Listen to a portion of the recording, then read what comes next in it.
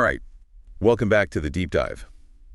It looks like we're going deep on student loans and debt this time, especially with interest and all those payments restarting. Yeah. You've given us quite the stack here: articles, research, even some personal notes, it looks like. So clearly this is something you're really trying to get a handle on. It's a good time to be informed, for sure. Yeah. Student loan debt, I mean, it's huge. Impacts millions of people. Yeah. And the consequences go way beyond just, individual finances, really. Yeah. Massive might be an understatement. Oh. Our sources are throwing around some pretty staggering numbers. Oh, yeah. Like a total of $1.77 trillion in student loan debt. Trillions. Like, it's almost impossible to grasp what that even means. Yeah, think of it this way. Imagine all the things we could do with that kind of money, like building new schools, funding groundbreaking research, improving healthcare. Yeah. It's a truly mind-boggling sum.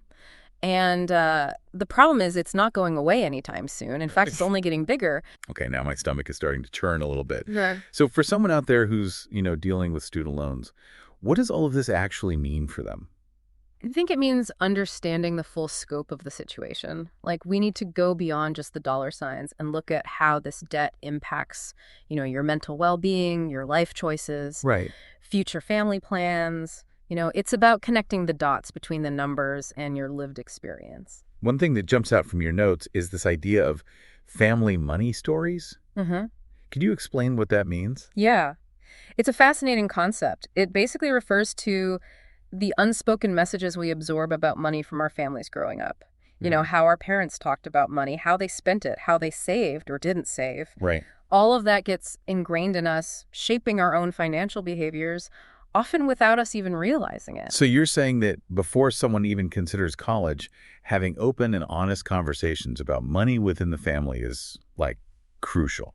Absolutely. Talk about budgeting, talk about spending habits, talk about potential challenges head on. Yeah. This can help young adults develop financial independence. Yeah. And, a healthier relationship with money. Right. Which can prevent a lot of stress and heartache down the line. That makes a lot of sense. But what about someone who's already in college? Or maybe about to start? Is it too late for those conversations? It's never too late to take control of your finances. One strategy that I always recommend, regardless of where you are in your financial journey, is to have a weekly money date. A money date. Okay, I'm intrigued. Tell me more.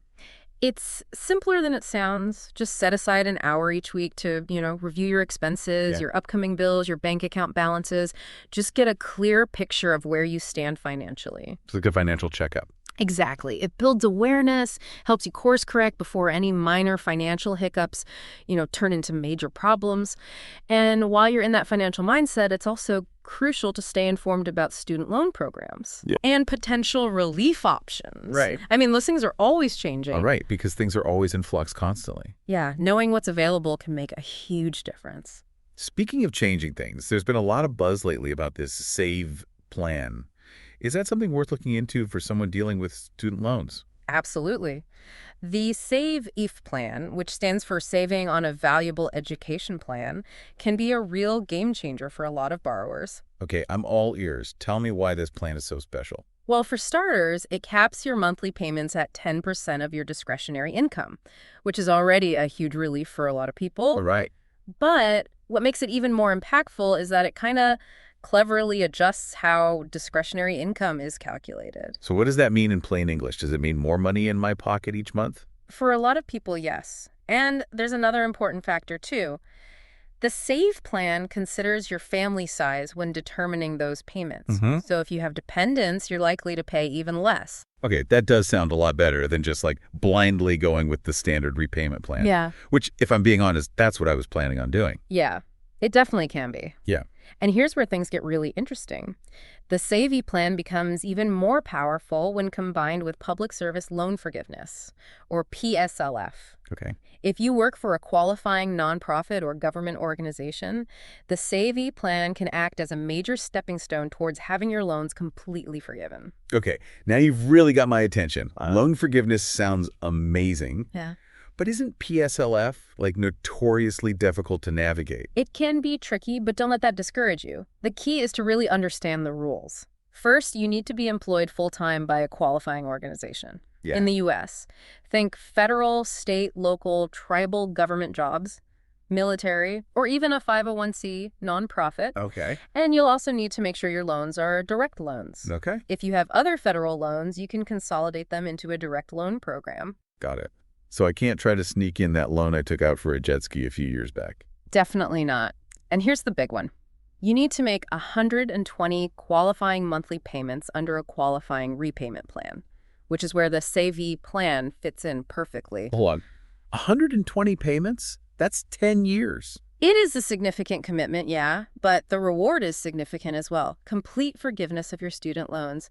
And the good news is those payments don't have to be consecutive. We all know life happens, so the program allows for some flexibility. Okay, so there's hope for those of us facing this mountain of student debt. Absolutely. Knowledge is your superpower here. By understanding the system, exploring options like the Savvy plan and PSLF, and planning strategically, you can absolutely conquer this challenge and build a brighter financial future for yourself. That's really encouraging to hear. Yeah. But before we get too optimistic, let's talk about something that's been on my mind. A lot of our sources seem to question whether college is even the right path for everyone these days. Is that something we should be digging into? Oh, that's a fantastic point. And honestly, it's a conversation we need to have more often. We're often pressured to follow this one-size-fits-all path, going straight from high school to a 4-year university. But honestly, that's not always the best fit, both financially and personally. So are you saying we need to, pause and really ask ourselves what we want to do with our lives, and if a college degree is even necessary to get there? Exactly. And let's not forget about the alternatives. What about apprenticeships? Yeah. Trade schools? Yeah. Online learning programs? Could you gain valuable skills and build a portfolio by working in your field of interest while taking a few online courses? The options are more diverse than ever before. It feels like that goes against everything we're told growing up. The whole go to college, get a good job mantra is so ingrained in our culture. And that's exactly why we need to challenge it. Yeah. We need to have honest conversations about what truly brings fulfillment and financial stability. For some people, that might be a traditional degree, but for others, it might be something completely different. That's a powerful message, especially for anyone feeling pressured to make a decision they're not quite ready for. It's about empowerment. It's about taking control of your own narrative, both financially and professionally. I love that. Yeah. So let's say someone is, determined to go to college. What steps can they take before even enrolling to set themselves up for success, financially speaking? First and foremost, and I can't stress this enough, create a budget. And not just any budget, a family budget.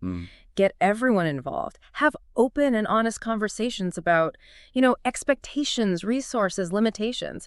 Right. This sets the foundation for responsible financial decision-making from day one. And does that include, deciding how much debt is acceptable? Because let's be honest, student loans are often presented as the easy solution. Yeah, you hit the nail on the head. It's crucial to determine how much your child actually needs to borrow and to exhaust all other options first. Right. Explore scholarships, grants, work-study programs, anything to minimize the reliance on loans. Right, because those loans start accruing interest the second they're dispersed. Exactly. And while we're talking about loans, let's not forget about the different types. Federal loans should always be the first choice. Okay. They typically offer lower interest rates and more borrower protections than private loans, which frankly can be quite predatory. So we're talking about setting clear boundaries and expectations right from the start. No more avoiding the money talk. Yes. And it's not just about the numbers themselves. It's about observing your child's spending habits, their saving habits, their overall understanding of debt. Do they consistently dip into the negative in their bank account? Do they struggle to stick to a budget? These are red flags that need to be addressed before they're managing even more money in college. It almost sounds like we're advocating for some pre-college financial therapy. You could call it that. The goal isn't to micromanage or control their every financial decision. It's about fostering financial independence and a healthy relationship with money. It's about equipping them with the skills and knowledge they need to navigate this complex world responsibly. So let's fast forward a bit.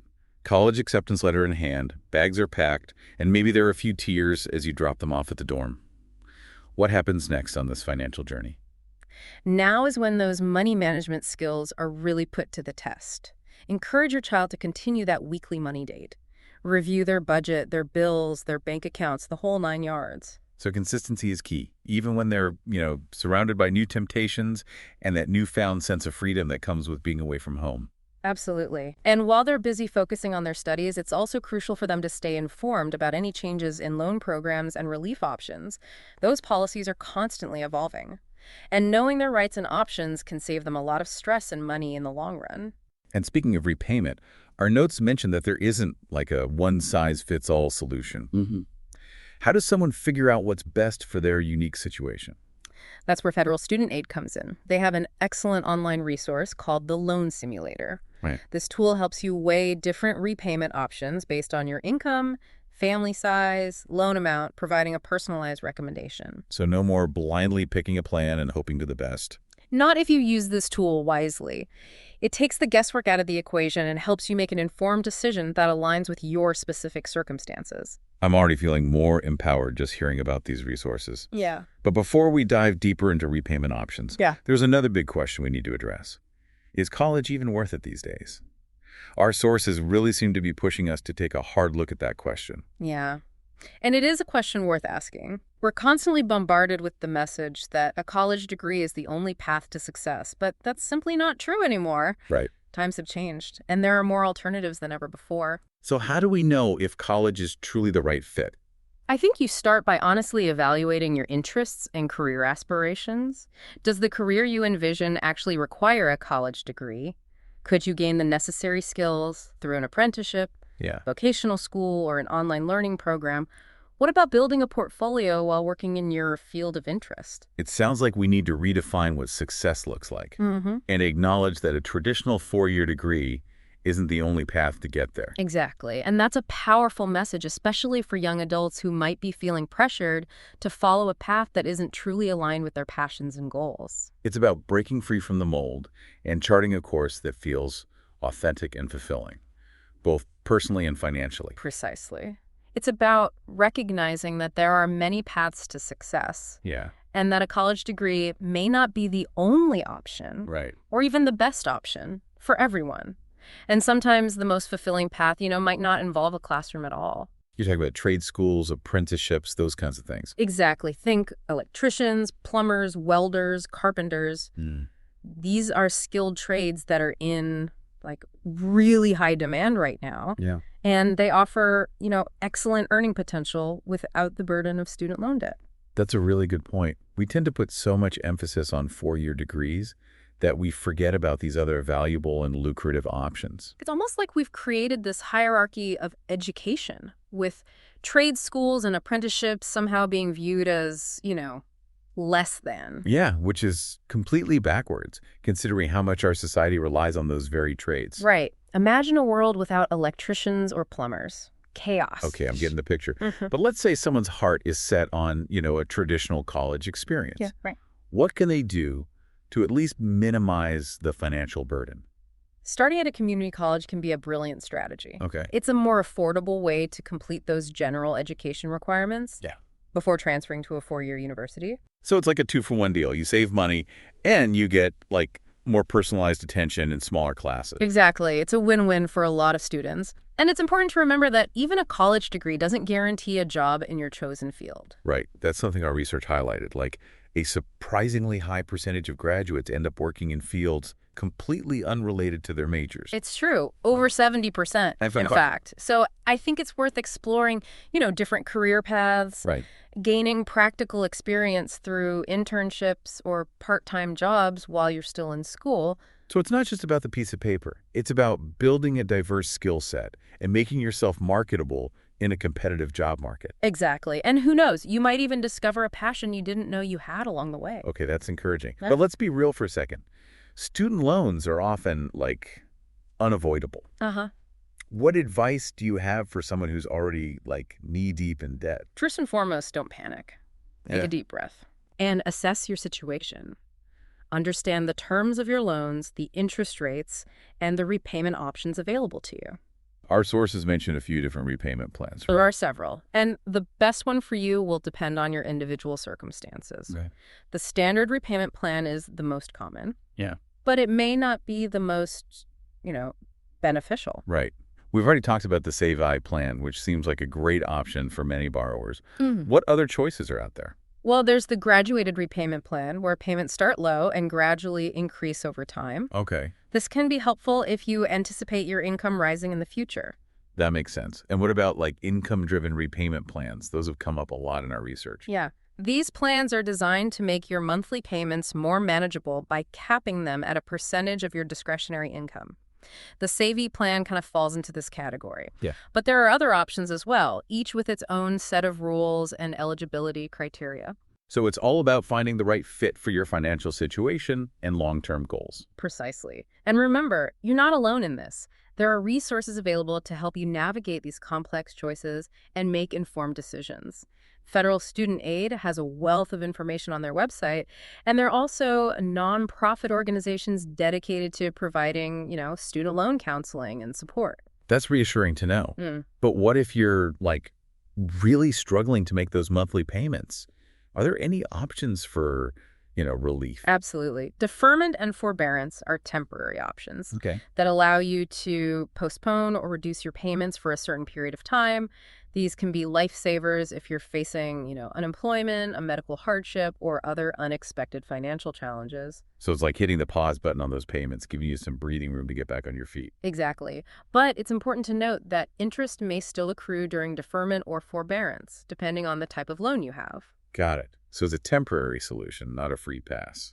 Right. It's about strategically managing your debt, not ignoring it or hoping it'll just magically disappear. And that brings us back to the importance of communication. If you're struggling to make those payments, reach out to your loan servicer sooner rather than later. Yeah, they're there to help you explore your options. Right. Find solutions that work for your situation. Ignoring the problem will only make it worse. That's good advice for any financial challenge, really. Communication is key. It truly is. And while we're on the topic of avoiding problems, let's talk about the dreaded D word, default. Okay, nobody wants to go there. Yeah.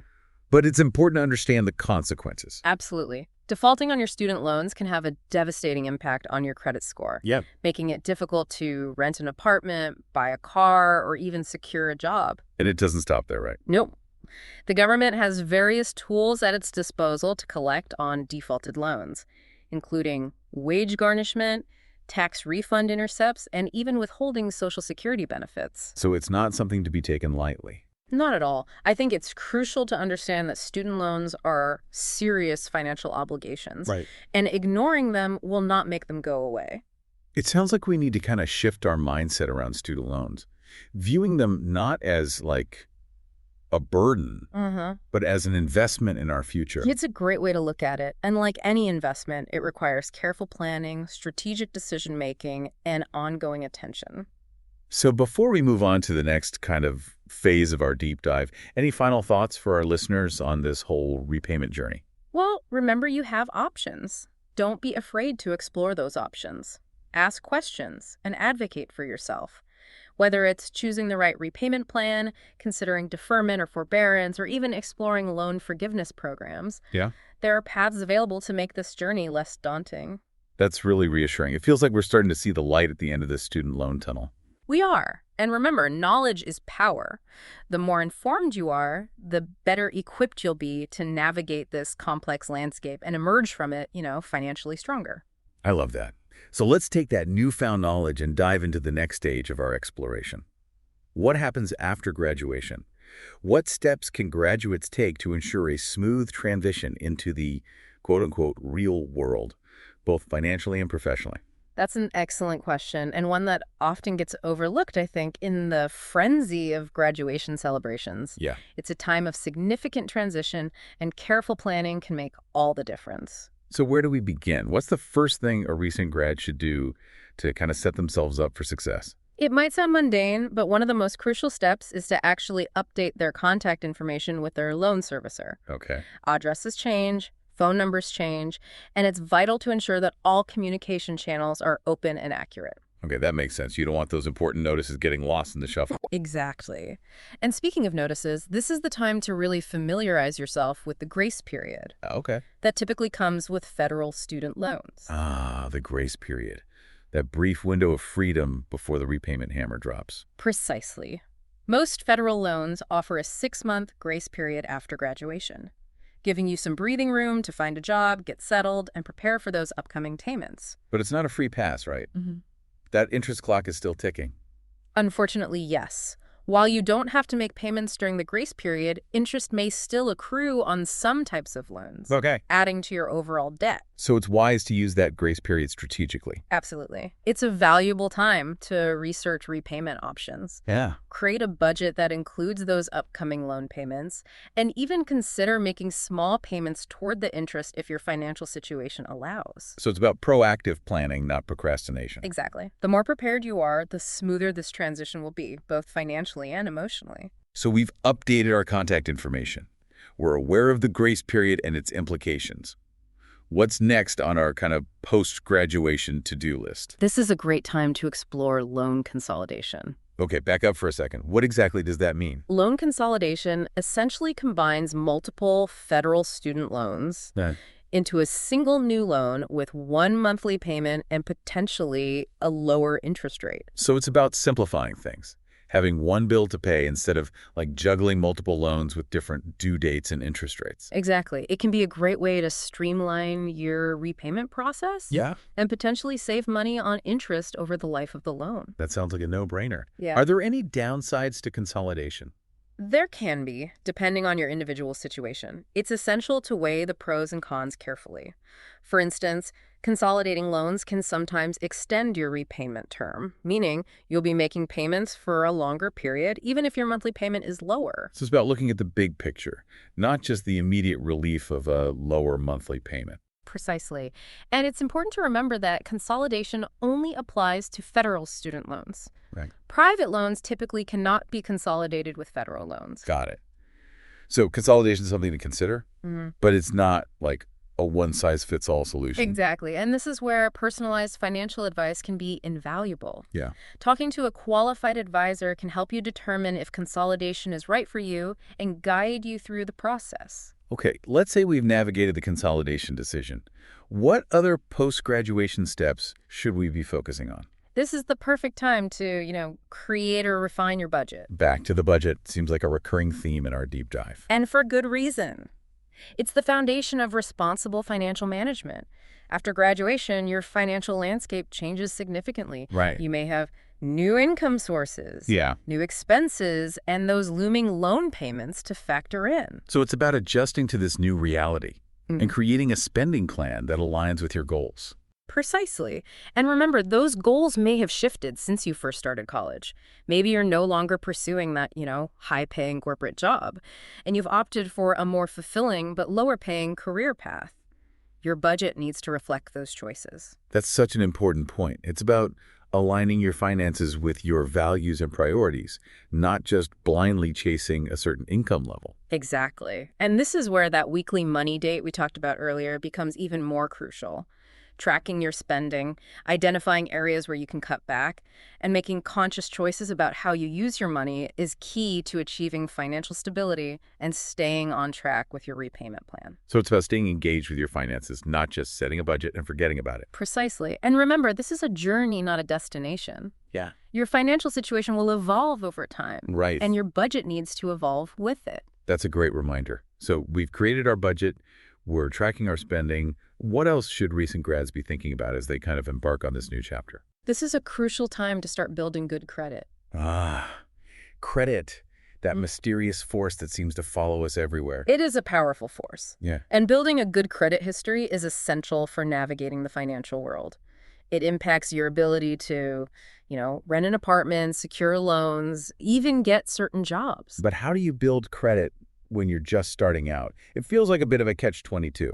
There are a few strategies you can use. Okay. One option is to become an authorized user on a parent's or trusted family member's credit card. Okay. This allows you to benefit from their good credit history while building your own. So it's like piggybacking on someone else's good credit reputation. In a way, yes. But it's essential to use this privilege responsibly. Right. Make sure you understand the terms of the account, use the card sparingly, and pay your bills on time. Got it. So it's a learning opportunity, not a free spending spree. Exactly. Another option is to open a secured credit card. Okay. These cards require a security deposit, which typically becomes your credit limit. It's a low-risk way to start building credit as long as you use the card responsibly and make timely payments. So it's like a training wheels approach to building credit. You could say that, and remember, building good credit takes time and consistent effort. Right. It's not a quick fix, but it's a worthwhile investment in your financial future. Okay, we've covered a lot of ground here, from the importance of updating contact information and understanding the grace period to exploring loan consolidation and building good credit. Any final thoughts for our listeners on navigating this, post-graduation landscape? I think as you embark on this new chapter, remember to be patient with yourself. This is a time of significant change and adjustment, Yeah. and it's okay to feel overwhelmed at times. Don't be afraid to ask for help, seek guidance from trusted advisors, and utilize the resources available to you. That's great advice. It's about recognizing that we're all on this journey together, and there's no shame in seeking support when we need it. Exactly. And remember, this is just the beginning. Your financial journey will continue to evolve as you navigate, different life stages, Right. career paths. The key is to stay informed, make conscious choices, and always be willing to learn and adapt. That's a powerful message to carry with us as we wrap up this part of our deep dive. But before we move on, we need to address a topic that's often, shrouded in myth and misinformation. Student loan forgiveness. Our notes suggest we kind of separate fact from fiction and provide some clarity for our listeners. Yeah, and it's a timely topic given the recent changes and debates surrounding loan forgiveness programs. It's essential to understand the facts and avoid falling prey to scams or unrealistic expectations. Let's start with the basics. What exactly is student loan forgiveness? In essence, it's the cancellation of all or a portion of your student loan debt. Okay. This can happen under, certain specific circumstances, often related to your profession, your employer, or your ability to make payments. So it's not just a random act of kindness from the government. Definitely not. There are specific programs in place with clearly defined eligibility requirements. And it's important to note that not all types of student loans qualify for forgiveness. Okay, that's an important distinction. So what are some of the most common loan forgiveness programs out there? Well, we've already touched on public service loan forgiveness, PSLF, Right. which is a popular option for those working in, qualifying public service jobs. Right. We talked about the 120 qualifying payments and the need to be employed by a qualifying organization. Exactly.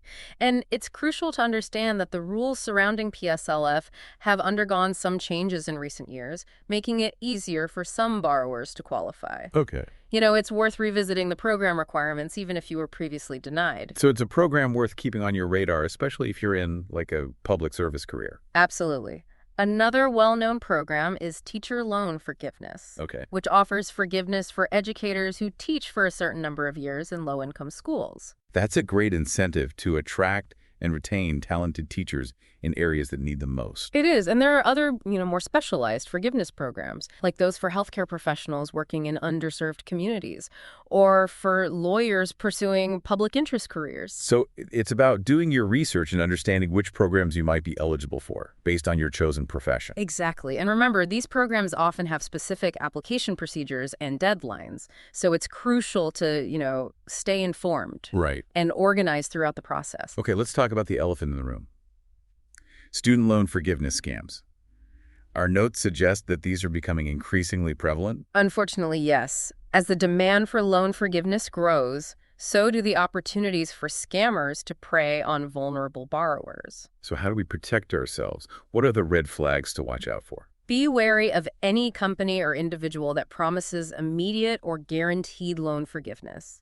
Legitimate forgiveness programs have specific eligibility requirements and application procedures, and there's no such thing as a quick fix. So if it sounds too good to be true, it probably is. Exactly. Also, be cautious of companies that pressure you to pay upfront fees or share sensitive personal information, like your social security number or bank account details. That's a huge red flag. It is. Legitimate loan forgiveness programs are administered through the Department of Education or other authorized agencies, and they will never ask for payment up front. So it's about being vigilant and protecting ourselves from those who, seek to exploit our desire for debt relief. Precisely. And if you're ever unsure about the legitimacy of a company or an offer, don't hesitate to contact the Department of Education directly or consult with a trusted financial advisor. That's excellent advice. So before we wrap up this, segment on loan forgiveness, any final thoughts for our listeners? I think remember, knowledge is power. Take the time to understand the different forgiveness programs available, the eligibility requirements, and the application procedures. Don't be afraid to ask questions. Seek guidance and advocate for yourself.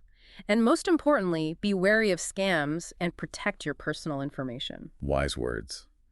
And with that, let's move on to the final stage of our student loan deep dive, where we'll explore the long-term impact of debt, both on individuals and on society as a whole. Yeah, this is where we zoom out and look at the bigger picture, examining the ripple effects of student loan debt on everything from homeownership and family formation to entrepreneurship and economic growth.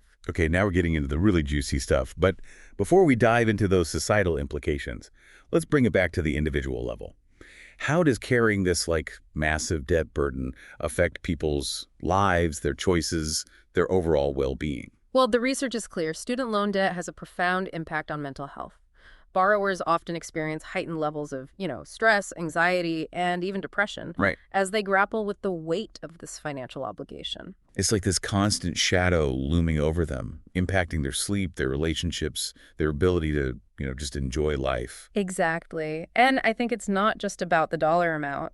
Right. It's about the psychological burden of feeling trapped, Yeah. limited, and unable to pursue their dreams and aspirations. So it's not just a financial crisis, it's a mental health crisis as well. Precisely. And it's crucial to acknowledge that this burden is not equally distributed. You're talking about the disparities based on race, gender, socioeconomic background? Exactly. Students of color, for instance, are more likely to take on larger amounts of debt, often due to systemic inequities in access to, financial resources and educational opportunities. They also face higher unemployment rates and lower wages after graduation, making it even more challenging to repay their loans. So it's like this vicious cycle perpetuating existing inequalities. It is, and it's a problem we need to address at a societal level through policies and programs that promote equitable access to education and financial resources. Okay, let's shift our focus to those broader societal implications. How does this massive student loan debt burden impact our economy as a whole? The consequences are far-reaching. One of the most significant impacts is on homeownership. Young adults burdened with student loan debt often delay buying a home as they struggle to save for a down payment and qualify for a mortgage. So it's not just about individual financial struggles, it's about a ripple effect that impacts the housing market and overall economic growth. Exactly. And it's not just homeownership that's affected. Student loan debt also delays other major life milestones, Yeah. like marriage and starting a family. Right. It's like putting life on hold as you struggle to pay off this debt. It is for a lot of people. And it's not just about personal choices. It's about a societal shift as young adults delay these traditional markers of adulthood, impacting everything from population growth to consumer spending. So we're talking about a generation that's redefining what it means to be an adult, often out of necessity rather than choice. Precisely. And this shift has, significant implications Right. for our economy Right. and our future. Our sources also suggest that student loan debt stifles entrepreneurship. Can you elaborate on that a bit? Absolutely. Starting a business requires capital, risk tolerance, and a certain level of, financial freedom. Yeah. Burdened with student loan debt, young adults are less likely to kind of take the leap and pursue their entrepreneurial dreams. Right. It's like they're chained to those monthly payments, unable to take the risks necessary to innovate and create new businesses. Exactly. And this has a chilling effect on economic growth and job creation. So we're talking about a loss of potential, both on the individual and societal level. Precisely. And I think it's not just about the economic consequences. Yeah. Student loan debt also impacts our, social fabric, Right. creating a sense of division and resentment between those who have benefited from higher education and those who haven't.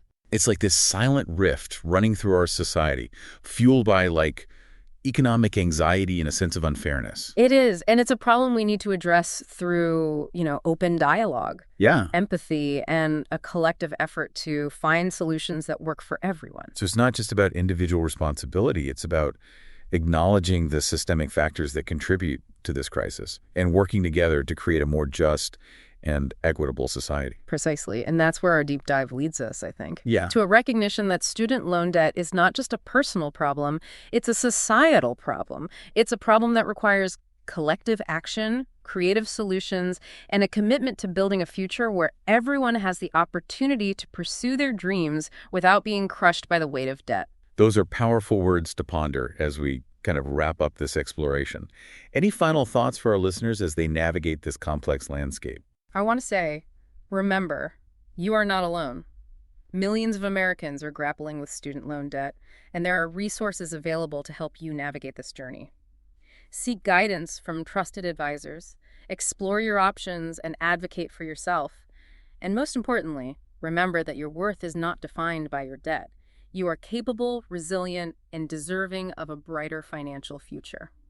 Wow. It feels like we've been swimming in a sea of student loan debt for weeks now. But seriously, this deep dive has been eye-opening. I'm definitely seeing this whole issue in a new light. Yeah, that's the power of knowledge, right? Once you kind of understand the complexities, the history, the societal forces at play, it changes how you view everything. Absolutely. So where do we go from here? What are some potential solutions to this, student loan crisis? Well, there's no magic bullet, unfortunately. But there are some promising avenues to explore. One that's frequently debated is tuition reform. Okay, that makes sense. College costs has skyrocketed in recent decades, like outpacing inflation by a mile. Exactly. Some argue for, capping tuition increases, while others advocate for increased government funding for public universities. There's even talk of performance-based funding, where colleges are held accountable for student outcomes like graduation rates and job placement. Right. It feels like we need a system where going to college is like a smart investment, not a gamble that leaves you drowning in debt. I agree.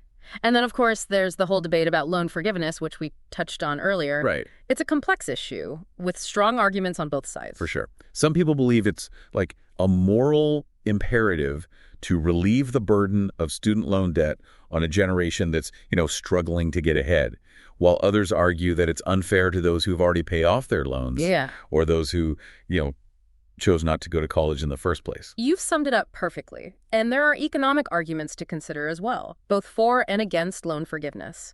It's a tangled web, and finding a solution that's both fair and fiscally responsible is a huge challenge. Okay, so tuition reform and loan forgiveness are on the table. What else should we be considering? I think financial literacy education is absolutely crucial.